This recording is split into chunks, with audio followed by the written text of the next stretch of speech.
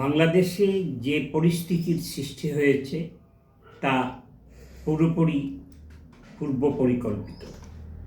যারা এখন ক্ষমতায় আছে তারা যাতে আরও দীর্ঘদিন ক্ষমতায় থাকতে পারে এবং আগামী ফেব্রুয়ারির নির্বাচন পিছিয়ে দেওয়া যায়, সেই লক্ষ্য নিয়েই দেশটাকে একটা অরাজক পরিস্থিতির দিকে নিয়ে যাওয়া হচ্ছে।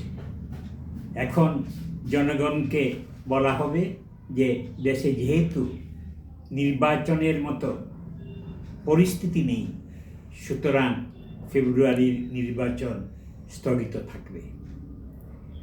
এই গোষ্ঠী গত বছর জুলাই মাসে আবু সঈদকে হত্যা করেছিল যাতে গণ আবেগকে কাজে লাগিয়ে হাসিনাকে দেশ থেকে তাড়ানো যায়, তার সরকারকে উৎখাত করা যায়।